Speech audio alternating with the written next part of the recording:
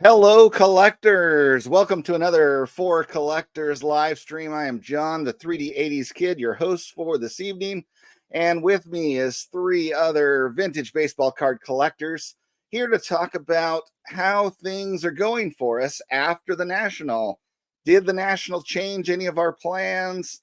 What are we going to do moving forward with our collections, card shows, auctions, all of that stuff. So let's get things rolling. Stick around. Welcome to For Collectors.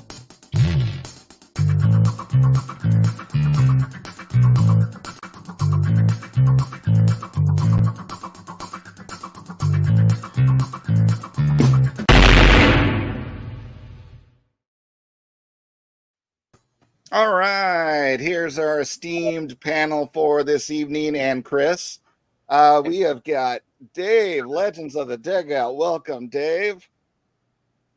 Thanks, and John. Eddy's Cardboard Chaos. So there you go, Chris from Missouri. How you doing, Chris? You guys looking sharp. Looking sharp. Oh, I thought you'd like this there. So someone's got to class it up. Yeah. Normally I only wear it for the wife because she insists. So but, I get that a lot. A lot. All right, who we got in this chat tonight? We got Andrew Deutsch, welcome. Lonely Basement, Baseball Cards. Stephen with a PH, Vintage Goats, Collector's Dream, Pastor Craig, another frat house member. Woo! Three Rivers, Yeah, Card Collector. Peacemaker Cards, welcome. Peter B. Carlos, EST there. What else? Lou Rocks, up beautiful people. Dan's Vintage Baseball PC. Mike, the Sports History Collector. We got Peeps in the house. Duck Boy Vintage, welcome. And Beans Ball Card Blog. Litzy Bird 87 and Matt the Card Story, host of the Frat House. Welcome. All right, so to get things started tonight, I guess first question I'm going to throw out there to everybody. Go ahead and answer this for those in the chat that also went to National. How many days after you got home before you bought another baseball card? Didn't we all leave with no budget? No, I still had some money. I think it was probably 2 or 3 days after I got back. Wow. That was faster than me. Yeah, I bought one extremely affordable set filler, easy for me to say, for 64 tops, just because it's one I wanted to check off. But other than that, until I did a show yesterday, I spent like $60 there. Really just that. That was probably 3 days after the show that I bought the set filler, but nothing monumental, of course. Mm. Still saving up for the next thing. How about you, Chris? So I went to the show with Billy Ballgame and my friend Tom that you guys, most all of you met and know, and my friend Brent. And I left the show with a little bit of money, not much, but the only one. So when you ask, we drove. So when did I buy my next card? Indiana. I made it to Indiana, and the only one that got home with any money is Tom, and they got cards out. They got cards out as we left there to trade and stuff. And I think so. Brent owed me $200 Brent owed me $200 at the show for various things, and so he wrote me a check. Tom got out cards. I basically took the check, handed it to Tom. I think Billy owes Tom a kidney because I think Tom has to take Billy off on his taxes next year because again, the only one that came home with money was Tom, and but yes, Indiana is as far as we made it. All right. Myself, I actually held out until yesterday. So what was that? Like a week, more than a week and a half, isn't it? How long has it been? I don't know. But yeah, because I came home Monday is when I got my flight. So yeah, and I don't know if you guys caught my last video where I talked to Ryan Nolan about my World War II rookie card leader collection. Yeah, the obsessive collector in me overwhelmed me by the time we got to Saturday, and I had to check eBay for one of those cards that actually qualifies as the Winston Churchill rookie. And I made an offer, and they accepted. So that quest is already over. Actually, I have a screen I can present real quick on that one. It's this one here is my new Winston Churchill rookie card that'll be coming. It is a authentic color added, and so I was able to make an offer of 100 British pounds because it's coming over across the pond, which amounts to about $130. So what's the shipping on that from? It was actually only like $10. What's it? $12.76. So it's not as horrible as you might think. So less than I would do it for. I'll tell you that. Yeah. So yeah, I did it. But all right. So what do we got here for the chat? I was just saying, so what's the plan for the other Churchill now? Are you going to offload that, or just something you want to keep? Oh yeah, the what is technically, according to Ryan, a 1902 Winston Churchill is already up on eBay. So if anyone's interested, I have this listed as buy it now for $70 plus shipping, which means if you want to do it with me off eBay, I could do it for $65 shipped, and that'll be about what I would make off of eBay anyways, once you take away the 15%, and I still got to then pay for the shipping. So it's a 1901, which according to him is 1902 Ogden's Guinea Gold cigarettes, Winston Churchill. So well, I'm glad you found that card, John. Thank you. But I promised myself I would finish a couple other projects before I started a new one. So meanwhile, I have all the new projects like stockpiled in my head. I just can't technically start them yet. So I don't know. I'm more obsessed with starting things than I am finishing. But I do want to finish some things. So I'm really trying to focus. Yeah. I'm trying to save a little bit of money to get a tattoo removed because Jason, Everyday Cardboard, and I somehow woke up Sunday morning with matching tattoos that said "I love the Nationals" on our right butt cheek, and I'm trying to pay for that right now. So we don't need to see any pictures of that, thank you. So just you were upstairs added below it. All right. Apparently, Lou Rock made it all the way to the airport. So. Well, nice hold on. Control. But he flew from Charleston, South Carolina, back home. So he had to drive with Mangini from. Oh, okay. So it was actually a couple days then, right? Yeah. All right. Matt just unpacked his suitcase. Orlando bought a 55 Don Mossy at a card show the week after. Scott, reindeer approved purchase, obviously. It's just $5, not $55.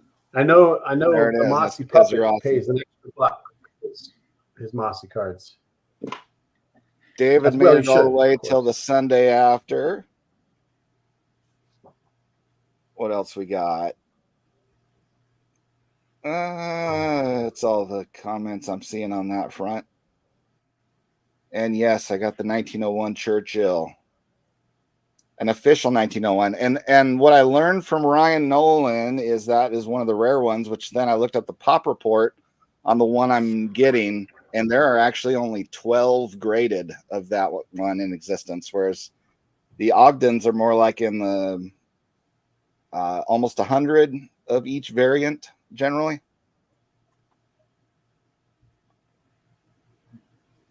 But, How many variants are there?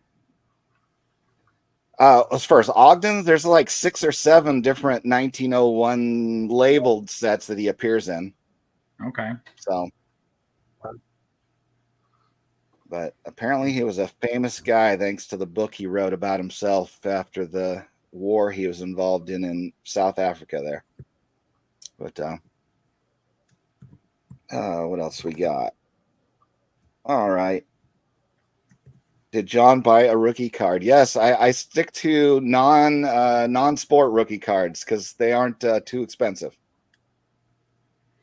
I mean, show me any 1901 baseball player rookie card for somebody that famous that's going to be $130. So, Yeah, but he's not a baseball player. He's a politician, so he worth less. What did Churchill hit that year? According to him, probably in the book he wrote 1,000. He basically wrote this fictional history book that pumped him up, made out like he made some great escape from a war prison and was a hero. So started his political career that way. Well, there you go. Dan's got the greatest pickup right there, a leg lamp. So, all right. So, moving on, I guess, did anything from the National actually change your course in your collecting, guys? What do you think about that? Chris, you got a... Oh, I think the National kind of, I think most collectors change courses after a National. I think when I say most, you hear a lot of people saving up money or saying, I'm waiting until the National. I'm saving up so I can buy something big at the National. And they saved for a long time, as did I. And now, if you go to some card shows now, you're not taking, I don't think, now I'm not speaking for everybody because somebody's going to say, that's not me. I take $20,000 to every card show. But I think most people took more money to the National than they normally do. So I'll be shifting gears. Because of the National. I picked up a couple big cards. I actually picked up a big card this past weekend, but I'd still had money for it. But now I will not change directions, but change lanes and go after lesser valuable player runs and keep a list and all that kind of stuff. So, I think after the National, there's going to be collectors having a letdown because you're not looking for your $3,000 card, John. I don't think. You went there looking for it. You got it right. I still think you got it there, even though you got it before then. But you're not looking for that $3,000 card right now, and I think a lot of us are like that, right? Yeah, I mean, what do you think, Eddie? I think for me, the question is what's changed, or how has the National changed your collecting? Yeah, did you were inspired to do something different by anything you experienced there? I think, well, first off, it's going to be a while before I have any kind of significant budget again, just probably like anybody else. I think, if anything, I was more assured in my collecting style that I've adopted, where I'll try to hit different projects and do more of a wide scope of things, because that's what keeps me really interested, is having a lot of balls in the air. Like I alluded to earlier, at some point there's too many, which is why I'm like finally wanting to finish things like my 64 and my 73 set. But I like the hunt, and the more things I'm hunting, for me, that's better. All right, how about you, Dave? Well, still going after the pre-war stuff, like the little oddities and everything. But I picked up some Don Drysdale stuff, and like I'm just going after his base run and his oddball stuff, like whatever's out there. I've started digging deep into his stuff, and I feel like after that, probably PB Reese, maybe. They're both birthday buddies, so going after that. And then just looking at whatever just comes my way. And like I usually like the cards that come to me kind of thing. So yeah, I like that concept where some people, I think John Mancini's mentioned, he doesn't go in with a plan or anything. Now he has so much stuff anyway that he has that luxury. I sort of like that concept, but I also like maybe doing that with part of your budget and then also having, money reserved for earmarked for certain things. So sometimes you can kind of do it all. Like the Wagner card I got doesn't really fit with any like project or anything, but it's just a card I always wanted.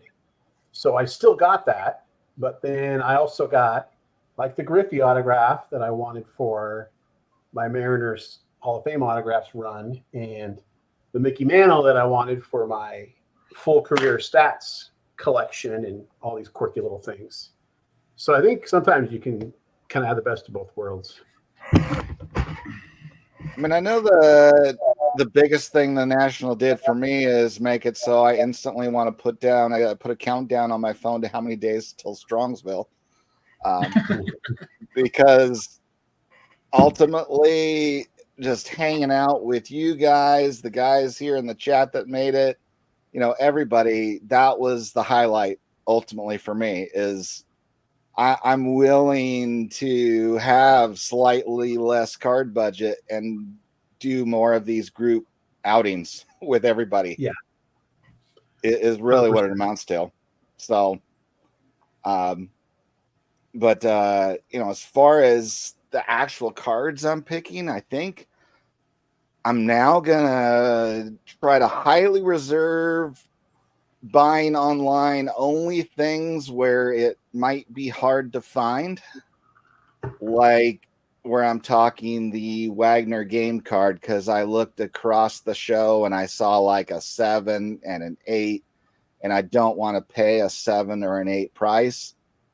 And so, there's actually an auction tonight where there's a 4, and I'm currently the high bidder. I'm pre-spending a little budget if I hit this, and I will be card fasting for a few months if I land it. But since I didn't see one of this grade range at the show, then I feel like I need to hop on it because there's only about 30 that fit this bill. So but as far as what I'm not going to buy at home probably is things that I could readily find at the show, the cards that are in the 100 to multi-hundred range, that it's going to be more fun to buy it with people. I like the fact that I was able to buy that DeLong Fox with the Drew and Dom on either side of me. It adds to the story and the experience on that card now. So I would like to replicate those feelings multiple times. So, but then, I will pick off the low-hanging fruit type items on my list that rarely, if ever, get graded in the first place, that are barely more than the cost of grading, because you won't see those at the National either. So it's going to be the really rare expensive and the really cheap. And then I'll leave the middle to going to these live events and having experiences. So I think there's plenty of things you can do to satisfy your hobby needs right now. And as you know, if you're preparing yourself to go to these big shows, and there's only a handful of those that are called big shows, but the things that I'm doing is I'm still going through some raw cards to see if there's any player runs that I can get graded, because you can grade 10 cards at a time, 15 cards at a time, and not spend so much of your hobby dollar. It's still money. It's still, but you're not buying a big card with sending 15 cards off to get graded. And I love getting them back and being able to check something off and say, I got this back from grading. And, I got this Bowman back from grading from it. I sent off some cards.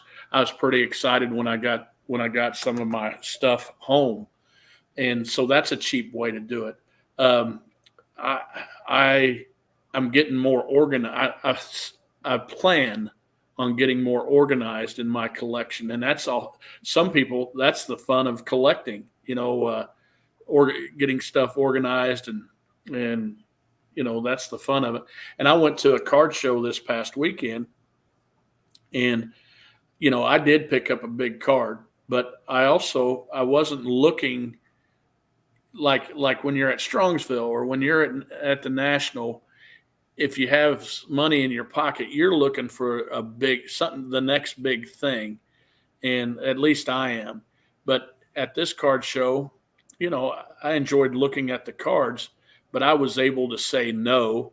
And I picked up a handful of, non-graded cards that fit player runs, and they're, $10 cards and $5 cards and that kind of stuff. So I think there's plenty of things we can do, to keep that satisfied. I don't want to count down for another year without buying a good card, and I don't want to count down until the end of April and not be satisfied in the hobby. So there's plenty of stuff we can do to stay busy and keep the fire burning when it comes to the hobby passion. So you guys got any other shows or things that you'll be headed to in the meantime? There's a couple card shows coming up here soon. I just can't remember when they are. I just don't do auctions like you, John. So. Yeah, I did a very small show. Today, did I cut you off? No, you're good. Okay, I think you cut out on my screen when I started talking. Went to a very small show yesterday in Linden, Washington, which is up north of here in Whatcom County. It's the town that Footloose was based off of, the Footloose town, to give you some idea of what this little town might be like. But it was a tiny show, and I knew it was going to be tiny, but I wanted to support the cause because it's new, and we need more shows in this area, because really before like a year ago, there just really wasn't any. And so now that some are getting off the ground, I want to try to go whenever I can. There was maybe 20 tables and tons of modern. There's like one guy I would consider vintage. And I just picked up like a handful of dollar cards, ended up being 60 cents because he gave me such a big chunk off. And most of his vintage probably was graded, but it was like kind of 70-ish. And there was just nothing there that was for me. And again, I didn't have a lot of money, but I went to that. And then there's something next weekend in Seattle that I don't know if you know Ground Chuck. He doesn't make very many videos anymore, but he's for Ground Chuck. He's going to go down by the SeaTac airport, which is about 90 miles from me. There's something called Front Row Card Show. And I think it goes up and down. I know it has like there's a LA version and maybe Vegas. And they're coming to Seattle for the first time. And that looks like it's a lot bigger of a show. But just after having done the national and this yesterday, I can't go down there. I mean, I would barely be able to get in pay the admittance fees. So, but he's going to go and he's going to report back to me, and hopefully that comes around again, because we just don't have like big shows around here in Western Washington really at all. Well, don't you get those Twin Oaks shows that we get in Portland also? Yeah, but they're probably a lot like the one you get, where it's the same, I don't know, 20 people and a lot of modern stuff, and the vintage is picked over and beat up, and it sounds like what you've described. Sounds like what comes to Everett. So yeah, I've been twice. It's kind of been the same thing, so I don't bother. Yeah, it's really excuse for Adam and I just have a place to walk around and talk. Yeah. So how about you, Dave? No, just waiting on the whatever card shows that are going to be coming up here. There's, I think there's like a big one that's like the state fairgrounds again that's coming up. I didn't go to last time because I was saving up my money for the national, but I'll probably hit this one up. I think there's another one up in Charlotte, so I'll see if Jake wants to hit up that one together. It's kind of weird because when I was at the national, I ran into one of the guys that sets up here. And I was chatting with him, and he was just like, I can't get, the room at the hotel because all these new guys are coming in and just taking up all the weekends that I was thinking about doing it. So, or they're too close together, so they won't do it. So it's kind of, he's kind of mad about that, but I mean, it is what it is, but I mean,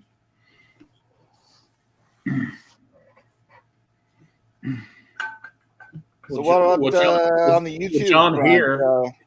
John when did you start losing to Mike again, Chris? Well, I tell you, it's been weeks since I've lost to him.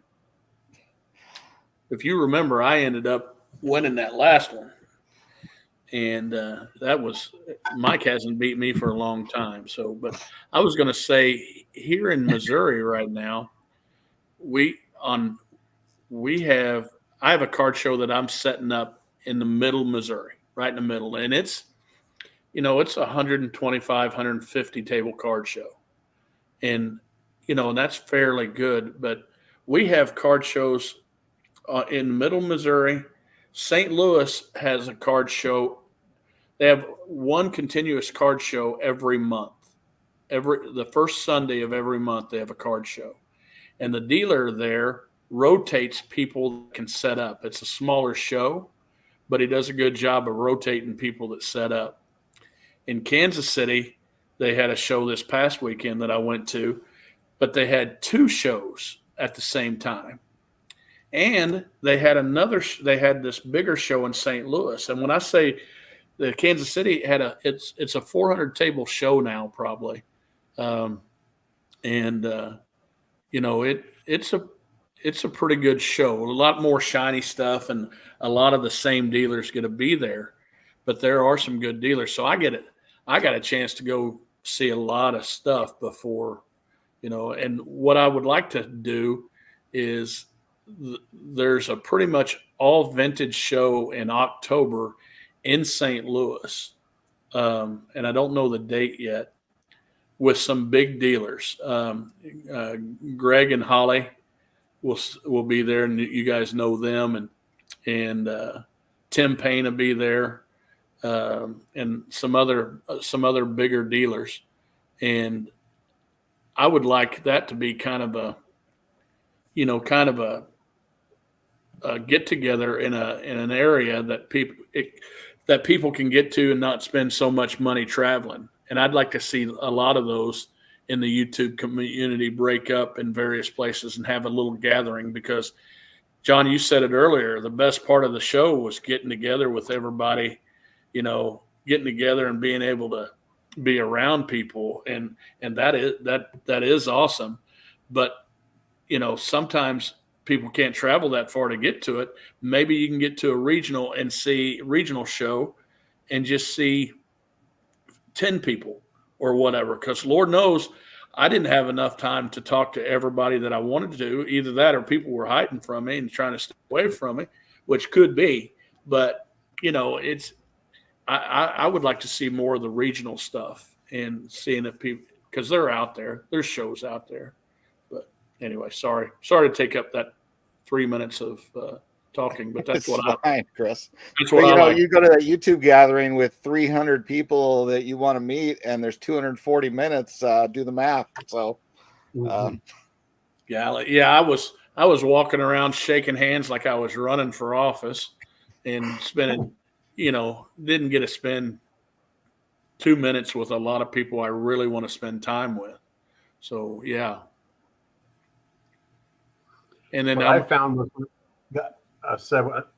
about that was when I got back and started seeing uploads. It's like, here's my national experience, and here's get together. I didn't even know that person was there. Like, I would have loved to have, shook your hand or whatever, but you don't know what you don't know. Mm-hmm. And I thought that was almost kind of frustrating. It's like, man, I could have met you. We need name tags or something. I don't know. Name tags would have been awesome, and an all day long event would have been even better. Yeah, maybe it needs to be. I don't know, but then you're not. If that were even possible. Yeah, we'll start seeing that. We'll start seeing a group of guys getting together a day early. A day early just to be able to hang out with people. Because Lord knows, looking for cards, you get, get distracted like a little puppy dog. I do, and next thing I know, I'm lost out in Africa like a water buffalo, getting away from the herd, getting ready to get eaten by alligators, and I can't keep up with everybody. Well, you look down for a few minutes, and then there's such a crowd that everyone gets lost. So, I mean, that's one of the other things I'm looking forward to in Strongsville. So, but, I'd like to see us tie. I'd like to see us tie helium balloons on. What was that, Eddie? Are you still laughing at the Lost in the Herd or what? Yeah, like being a water buffalo about to get eaten by an alligator. Yeah. Oh. Well, they probably wouldn't break coupons anyway. Don't you think it would be neat if all of us had a helium balloon? Oh yeah, that'd be funny. I think if we had helium balloons tied to every YouTuber as we're walking around, we could see where everybody was. Put their name on it, right, in big letters. Yeah. Hey, where's Mike? Oh, there he is. Yeah. Well, we got there, John, me and you and Adam on that Tuesday, and just like without having a car, we weren't really by anything,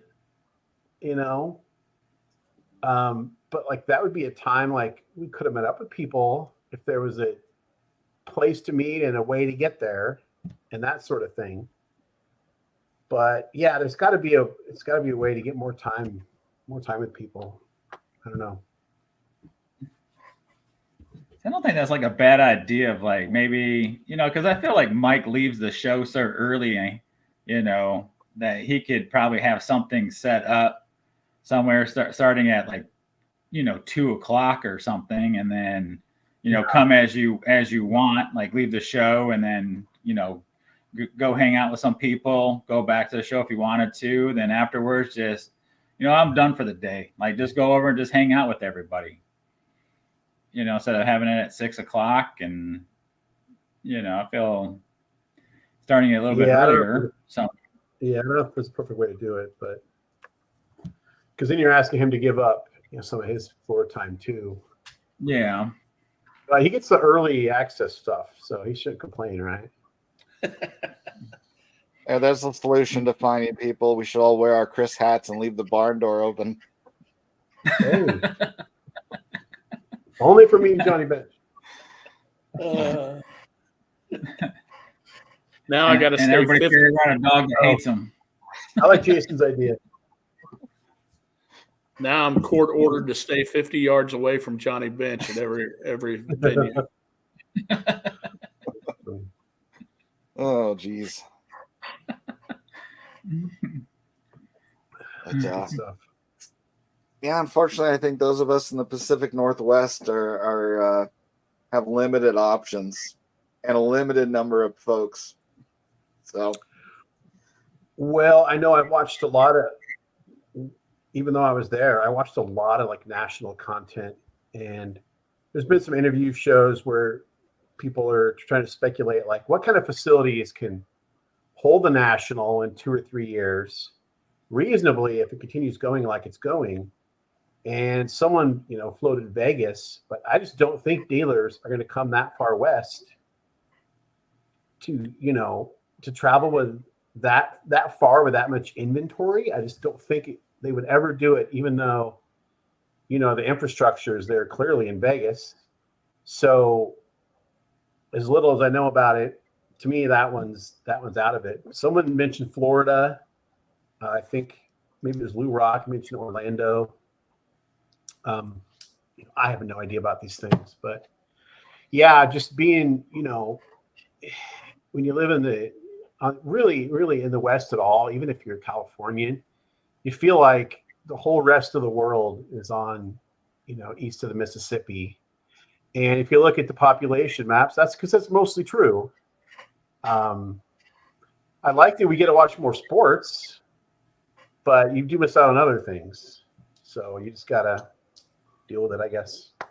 we get a slight advantage in the auction houses with it not being in the middle of the night when they end. But That's true. it does feel like when I invite people on for interviews or live streams, I'm almost always talking in Eastern time. So, But yeah, if we want to go a little bit later, we're asking them to go on at midnight. So. yeah. Eddie, Yeah. one of the reasons that I don't believe it will go to Vegas, and I don't think the dealers will vote for it because I don't believe they're going to want to share their money because there's too many degenerates out there like Jason, everyday card collector, that's going to talk his wife and they're going to take a bunch of cards with him or a bunch of money with him, and he's going to sit at a poker table and the dealers aren't going to vote for that. Well, in this whole modern hobby, that's basically a gambling culture already. Right. Yeah, I mean the Breakers Pavilion should do great in Vegas. That's their whole MO is gambling. Mm-hmm. But I can see Jason running out of chips and taking cards to the table. He's taking his cards to the table. Will you take this? No, sir. You need to buy some chips. There'll be a lot of dads not taking their kids with them on that one. I'll tell you. To Vegas. Sorry, son. And instead of taking $20 bills, Jason and I will take about a couple thousand $1 bills.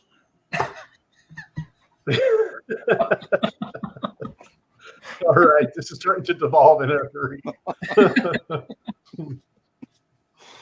All right, yeah.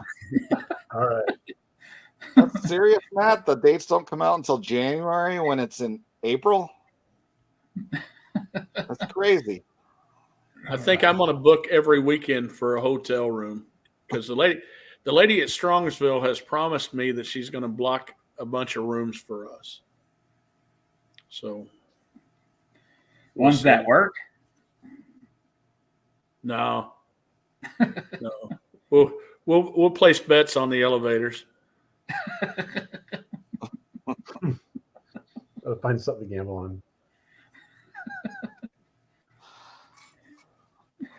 They could host the National though, Eddie. A lot of different places though. They can. Yeah. What are your suggestions, Chris? Kansas City, St. Louis. No, I mean, for no reason.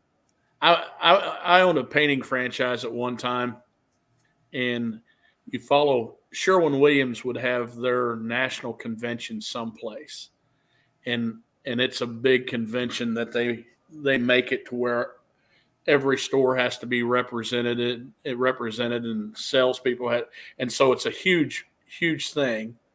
And they would, so you could go any place that they would go, but they'd make sure that they'd have the biggest ballroom. Some place like Orlando, there's a couple places in Orlando that could have it. Nashville could have it. Oh, Texas has plenty of places they could have it.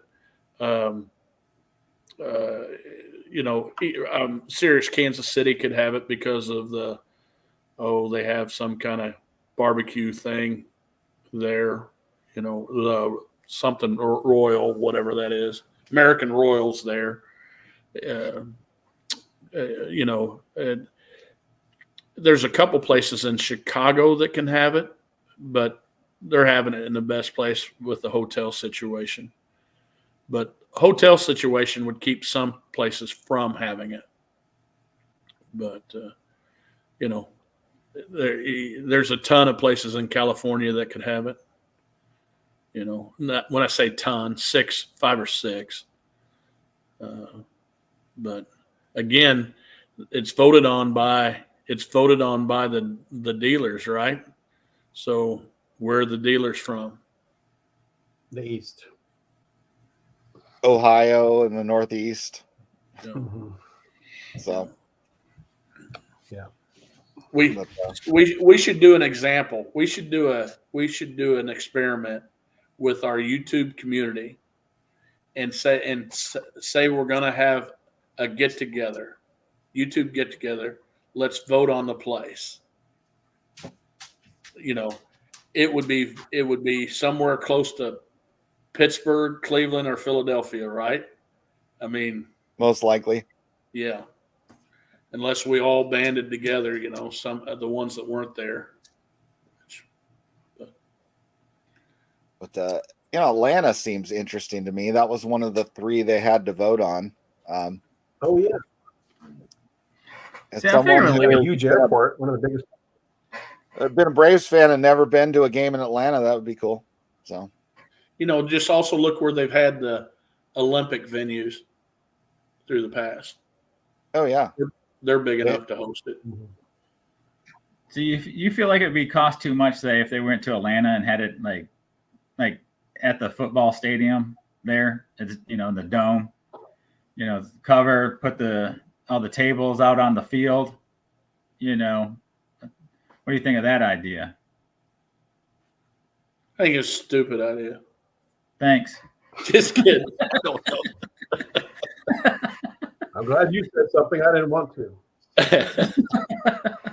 I already know how you felt, Eddie. I just take driving in Atlanta and Ubering in Atlanta is, I'd rather you just kick me right in my, what. It's just. I'm not saying just like Atlanta, but like any stadium is an indoor stadium.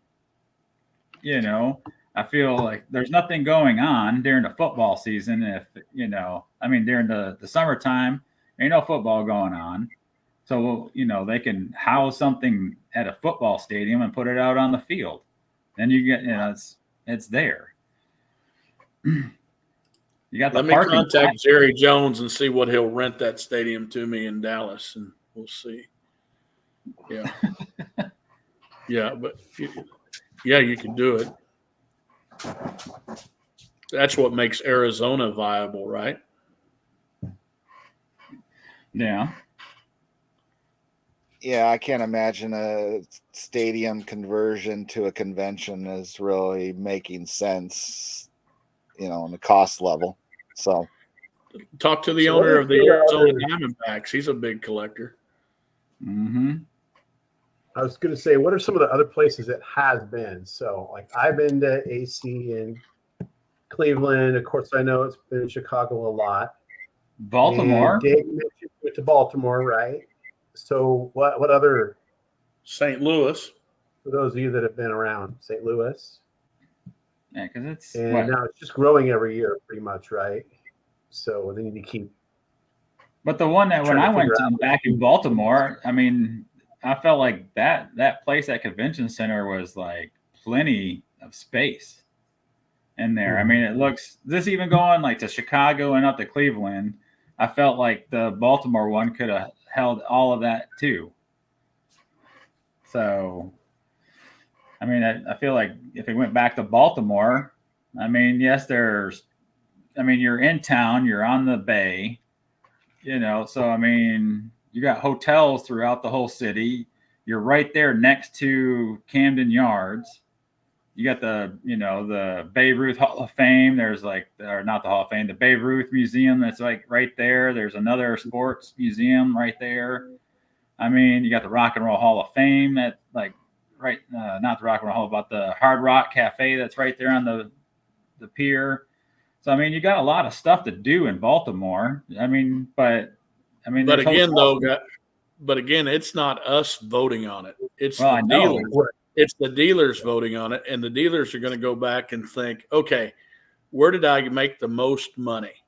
Where did the most people show up? Where did I make the most money?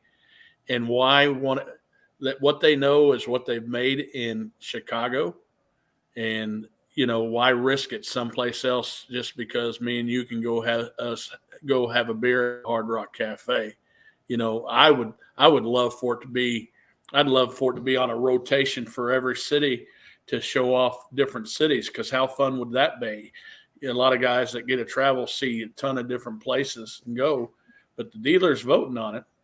The dealers they're the ones making the money, and they're going to say, okay, more people came to Chicago than ever.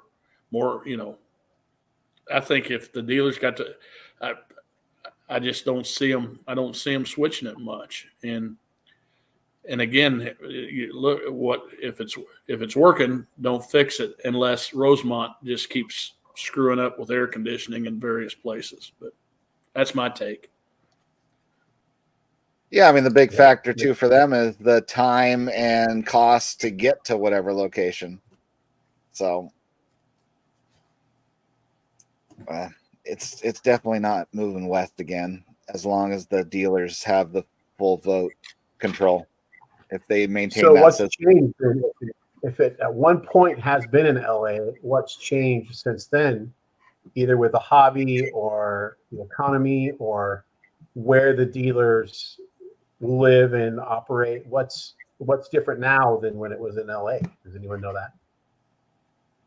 I think I do.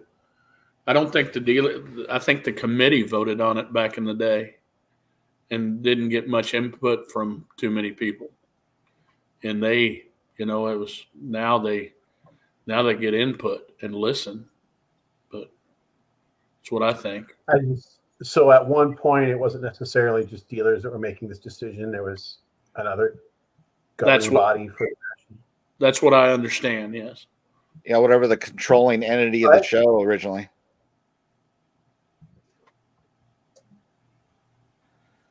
But now with it new ownership, maybe they'll change the system. You don't know.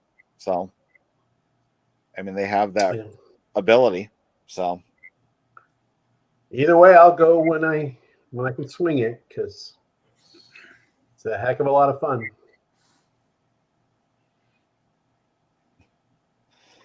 All right. Yeah, on the REA front, it looks like Sammy and Mike are still in the game, but Dan and I are both knocked out already. So,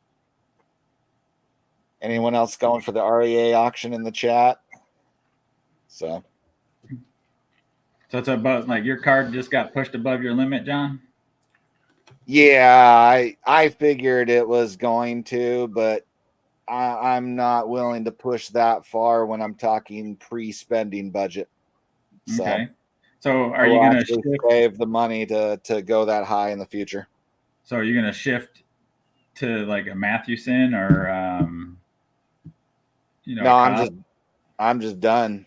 Done? Are you just going to focus on your other cards that you're going to go after that you need? Back in money saving mode. Okay. Building the war chest to strike. So,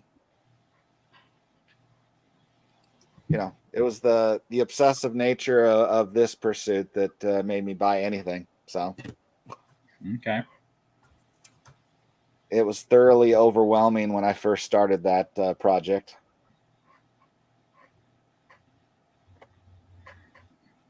That's a crazy side project you had. Yeah.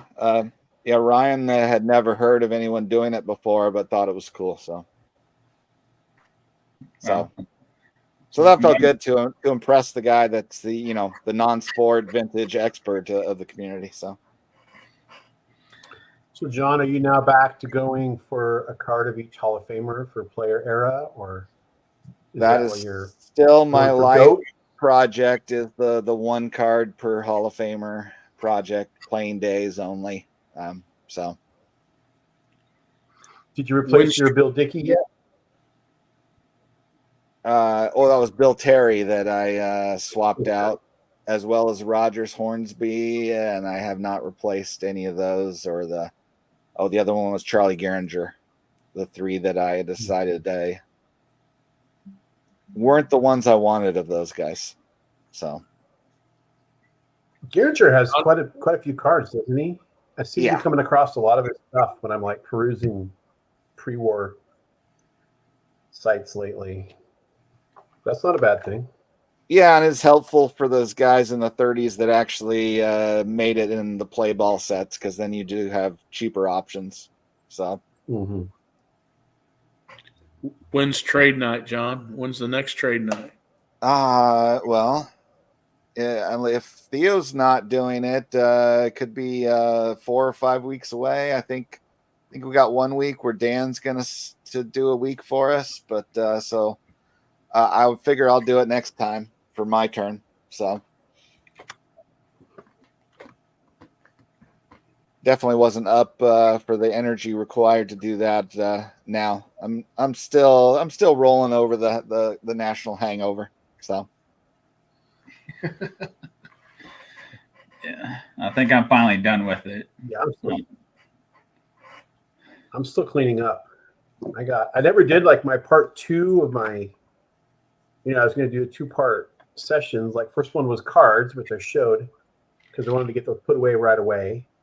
Then I have like the stack of stuff, like this cool Fred Rogers card, and I want to talk about like people I met and talked to and experiences, but I just haven't even done that yet.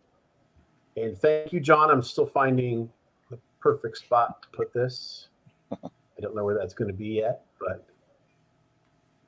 And you didn't need to keep the lowest grade one for yourself. Anybody would have appreciated that. What was it, a 3 that I saw? yeah, that's Anyway, I didn't bring gifts for anybody. I just decided to suck at that. And maybe next time. Good luck. I didn't inspect them thoroughly when before I sent those in. But anyway, that was cool. Yeah, that was a lot of fun because it was unexpected. I bought every Mr. Rogers card on eBay that I could get for $5 or less. So. Oh yeah, I did give Scott something. That was pre. Forgot about that, Scott. Yeah. I was going to say something. Forgot what it was. If it's important, it'll come back to me. Yeah, Scott. I'm giving gifts to all of us next time. Well, Scott's not more special to me because I'm special Ed. Pause for laughter. There we go. Yeah, I still feel like I'm on the positive side of the ledger of receiving things, so I think I'm cooking up a VR here coming soon. So. Yeah, I updated that today. Added everybody's stuff that was given to me. That so if I got something from a YouTuber, it went in there today. So well, I know what I was going to say when I was showing up Fred Rogers card is that was a lot of fun because it was unexpected, but also Drew's gum challenge. And for those of you that are in chat that don't watch Clean Cheap Shots, first off, shame on you. You should. But he gave us all a pack of 88 tops, and we could have passed and said we didn't want to do this. But was there 5 or 6 of us that took the challenge? 6 of us, and 4 of us had to eat the gum. And what it was if you didn't pull a Hall of Famer, in your pack, you had to eat the gum. So I think there was 4. Was it me, Dave, John, and Joe? Maybe. Yeah. Joe. Yeah, I think that was right. Yeah, 4 of us. All got skunked. So, Jason, you know, gosh darn well who won the challenge. But since you need to be special, I'll tell everyone you won it. And Drew also got Hall of Famer. He was the host of it. But Drew did give me his Alvin Davis, which I appreciated because that was you don't need to put it on full screen, my boyhood hero. And I have a complete player collection of him. So I don't have to get Alvin Davis cards, but when I get them, I sure appreciate them. Another shout out to Reindeer Studios, who gave me Tiffany, 87 Tiffany. So like I said, I'm going to do a video with all this stuff. I just haven't done it yet. That was one of the big rookies back in the day in my 85 Fleer set. Yeah, I mean, Rookie of the Year and really the first like Mariner that people went to the ballpark on purpose to watch, and kind of the first star. And Langston was a great rookie that year too. They finished 1-2 Rookie of the Year, which was really unexpected. And he was Mr. Mariner for that reason. So that's why he's special to me. He was like, you know, I've told this story before. It's been a long time, but my brother we would listen to the game on the radio. We're outside working or playing or something. And he would record the post-game show, the highlights, you know, on tape. And then we'd play them back. So I heard, you know, even though Alvin only hit like 287 career home runs, to me, he might as well have hit 800 because I heard the call that many times. And so it's just forever ingrained in me, my little 8-year-old brain or whatever.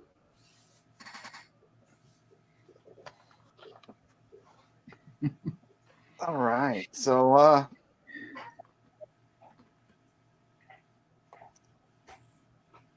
Eddie, who's on that poster behind you? Good question.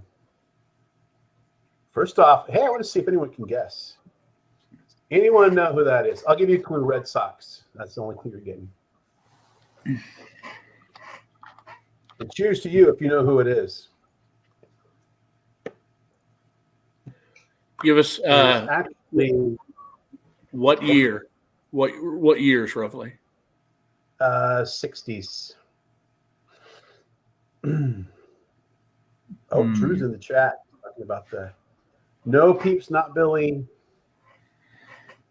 So it's actually a crossover collectible. I have other things I collect, and that's kind of a dual purpose item. I'm going to give it about 10 more seconds, and I'll. Can you give us a hint? Can you slow play it and give us a hint? Oh, there's another guess. Well, there we go. Lonely Basement baseball cards. That's Jim Lomborg. Now, I'm not necessarily a Red Sox fan.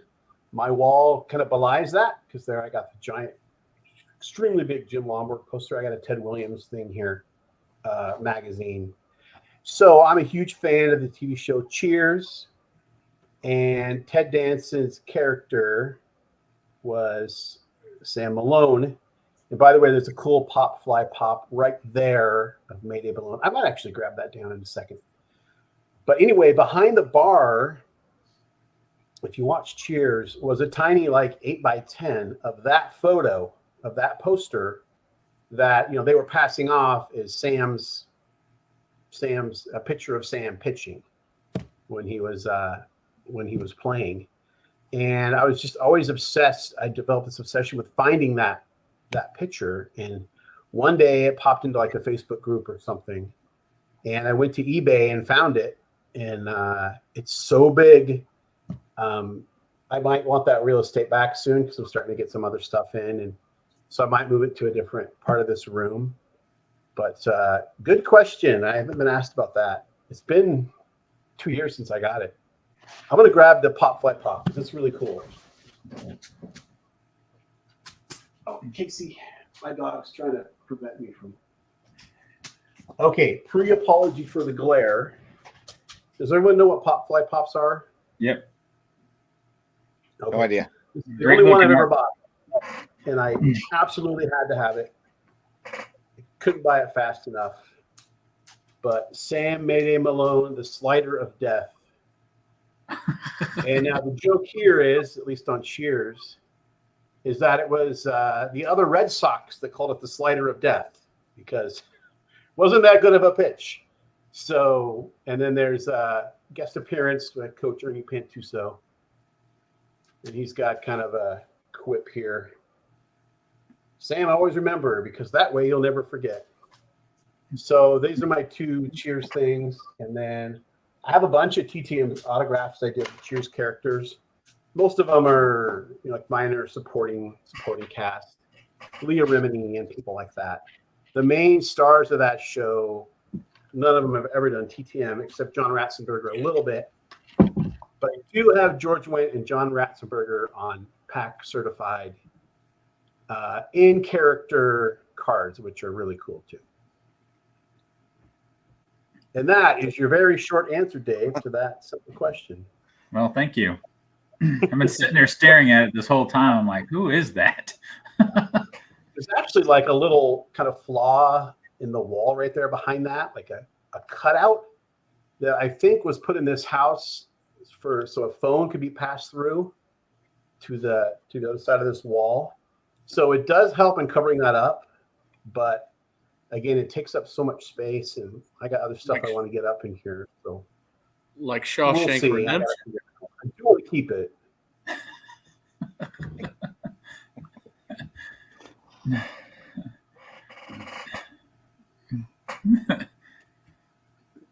All right, guys. We got anything else to show the folks at home today? I want to show a card. All right.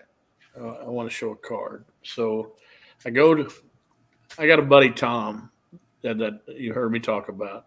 We went to Strongsville, didn't have any more money to spend. He comes over, he goes, everybody, all the YouTubers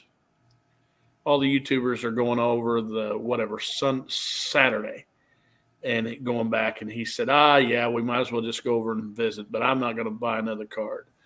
And he's there exactly 10 minutes, and he's showing me this card like he's selling me some drugs. And he bought a card within 1 minute there. And so as we're driving up to this show, I told him, yeah, I'm going to work on player runs, and I'm not going to buy a big card. And he said, yeah, I'm going to take my time. I'm going to take my time before I buy a card. And I left him for just 10 minutes and maybe 15 as I'm looking at some cheaper cards. And he comes over and shows me two cards that he bought within 10 minutes of the show. So he didn't take his time. Well, I told him I wasn't going to buy a big card, but this is a big card to me. And I got this weekend. So I just kind of want to share it with everybody. But whoa. Was not expecting that big of a card. Yeah. So anyway, I was pretty excited. It's definitely belongs in my collection. If you look at it's altered because of the tape up there on the corner, but it's going to find a home here pretty quick behind me in my card room. Man, that is gorgeous. Great color on that. Congratulations. Yeah. You know how to make a man drool. I do. Show him pictures of Jason Everyday Card Collector and his tidy whities. I said drool, not vomit. No.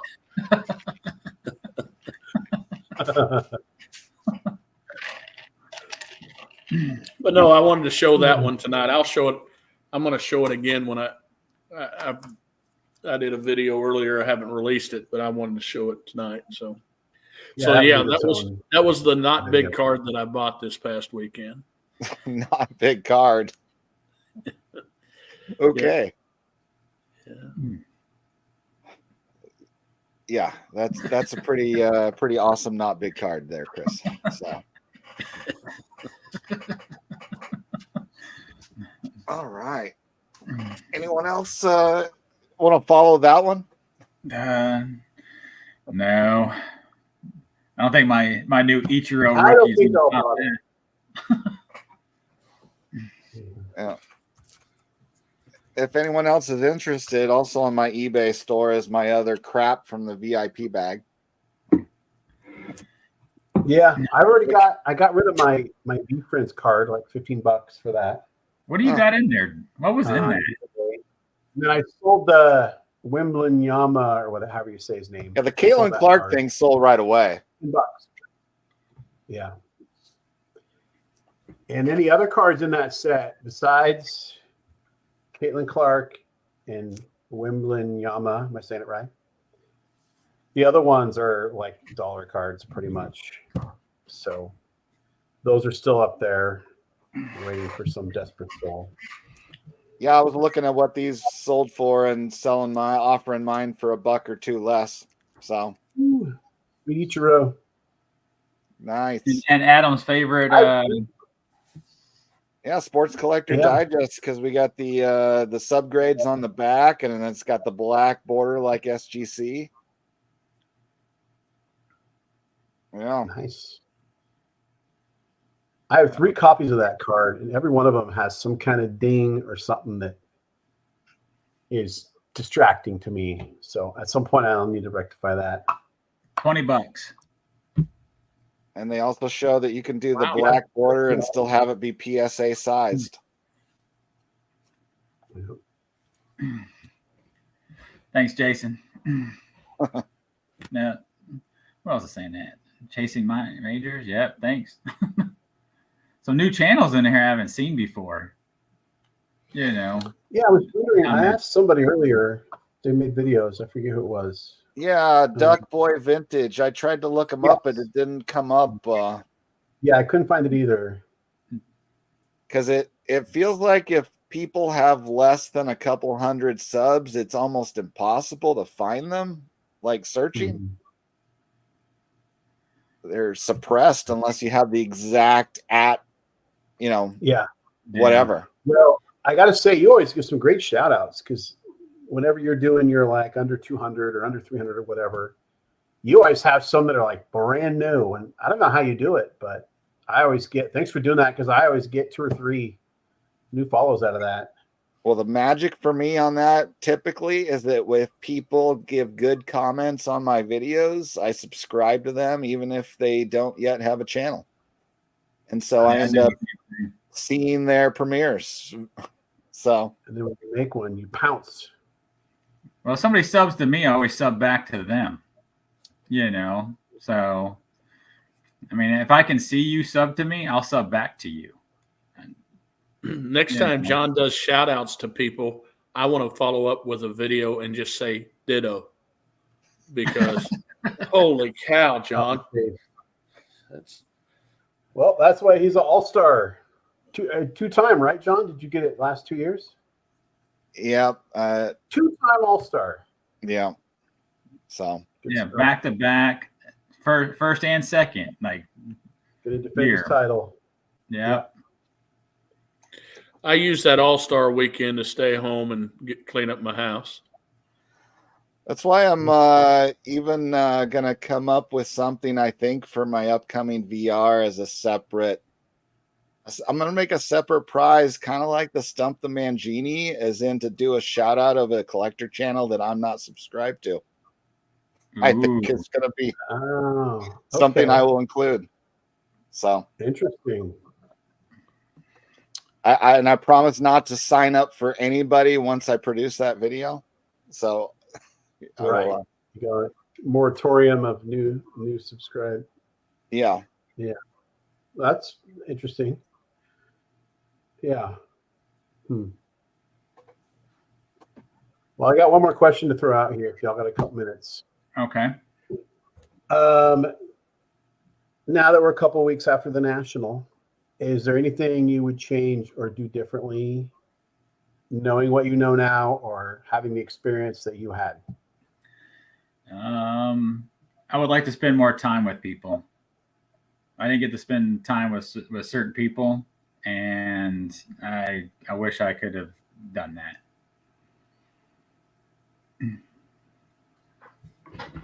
The cards will always be there, but we don't live close to each other. So yeah, I'm going to piggyback off yours and answer my own question.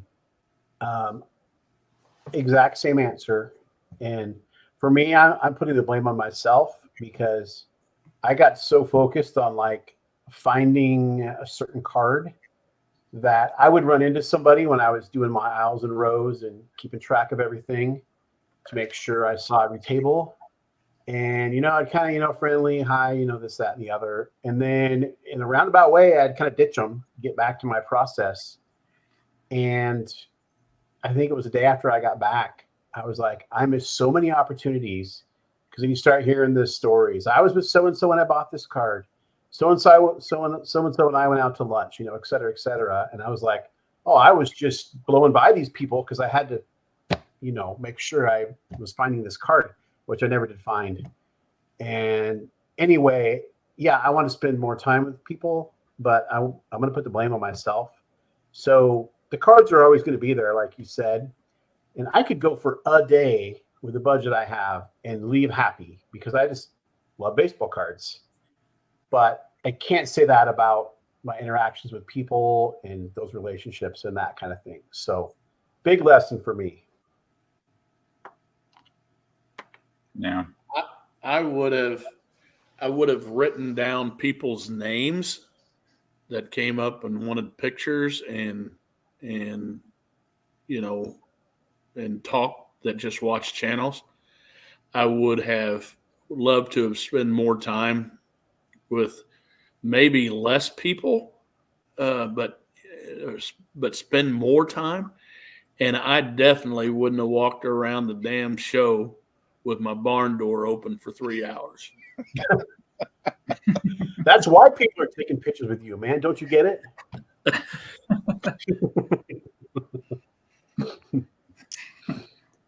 Honestly, I think landing the Ruth card before I got there was the best thing that could have happened to me because it took the pressure off. Then I didn't have to focus so hard on finding cards as much, and I could, embrace every opportunity to talk to somebody for a length of time. On the show floor, when I ran into people, I would talk to them as long as they would talk to me. So yeah, that's beautiful. Yeah, and Dan's got the comment of the night here. That's why the house was so much fun and so important because, now they're living with you. So you're going to have those interactions. And I thank Matt so many times for rolling me into that. He's probably sick of hearing it. But, my initial plan was to be in an Airbnb all by myself. And Joe realized there was going to be room, or someone in your chat realized there was room. And he called me, I want to say early June, and I couldn't say yes fast enough because I knew I'd rather be around people than sitting alone in my Airbnb. And so that was the best. That was the best part of the whole thing for sure. If you're in a room by yourself, you get more sleep than actually being in the house. But I'm boring to me, so yeah. Yeah, I don't know. Like next year is gonna be kind of weird since we're, probably like only a few of us in a hotel room together, or, that's it. And then we're gonna get to see each other, pre-show, after show, or during the show, kind of thing, and not at the house. It's gonna be more like you're in boxes that are all. Yeah, I'm hoping we can at least get some adjoining rooms or like all on one hallway or something like that. But no, I'm kind of hoping that my reservation gets canceled the day before, so I can share a room with Jason. And you want to be the big spoon this time? Jason hasn't invited me over to stay at his house. That's what we all need to do. Go to Jason's house. Can we set you up in the backyard? 300 of us get together. Matter of fact, I'm going to send out invitations. So, or right there, we just got the invite. As long as he's got some of those nice cigars to be sharing. Hey, Chris, make sure you wear blue. He likes blue. And the one thing I appreciate about our house is I think everyone there had a good sense of humor. And, you know, even without knowing each other personally all that well at all, when it started, like, here we're taking these, you know, jabs at each other, like we've known each other for a long time, and everyone's got a thick enough skin to be able to handle it. And it's so awesome. And it's continued even now in the texts and all that stuff. So it's a beautiful thing. Yep. And you get to see when you say something like smart ass to somebody, you get to see their actual, like, their body language, you know, to what you're saying versus, oh shit, did I just mess up and hurt their feelings or something? Like, I'm not quite sure how they're taking this. But then what you're saying is somebody laughing with you. So yeah. But you know, or I say something in a text and then I get a thumbs down from John every now and then. It's all in jest. I know.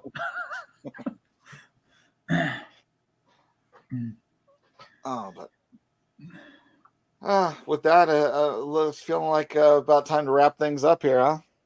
Everybody excited about their work day this week, huh? Yeah. I'll hit the wall. Of course, it's All only right. 7:16 out here in the West, and people should live out here with us. And we can have more card shows.